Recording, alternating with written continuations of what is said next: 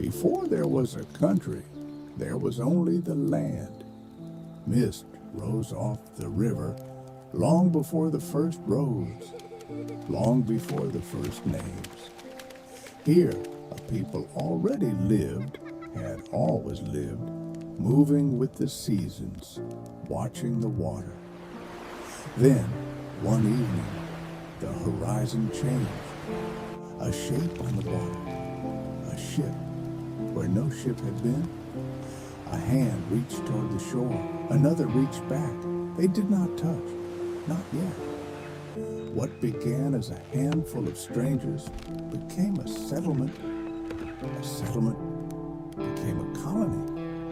Caverns rose, smoke curled from new chimneys, and across an ocean, a crown believed it still owned what it could no longer see. But an outpost is not a home forever. In a harbor, in the dark, a people who had crossed an ocean for freedom decided they would not be owned by the ones who sent them. Tea spilled into black water, and something older than tea spilled with it. In a quiet room, by candlelight, the argument became an idea.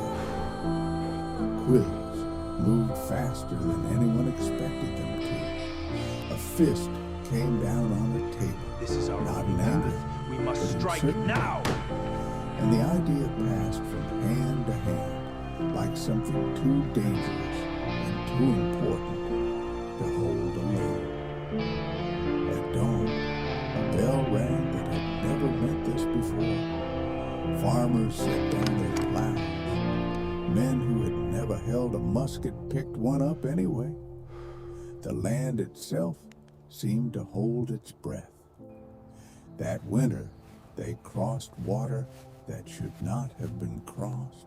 Ice cracking under oars, snow swallowing the sound of everything.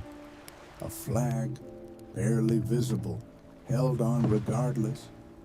By morning, there was a field of snow, and beneath the frost, a color the cold could not hide. Freedom was never simply declared. It was paid for in a currency no one wanted to spend. After the paying came the making.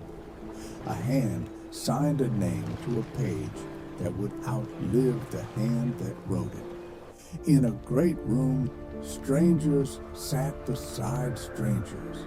A merchant beside a man of the frontier, not because they agreed on everything, but because they had agreed on this.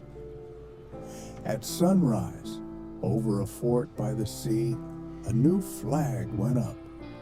Below it, a crowd went still, because some things are too large for cheering. It caught the wind, it held. Then time did what time does. It moved on without asking permission. Wagons crossed an ocean of grass. Rails were driven into ground that had never felt iron before. A woman crossed a colder ocean, holding nothing but hope and a bundle of cloth. And where forests once stood, a city began climbing toward the sky.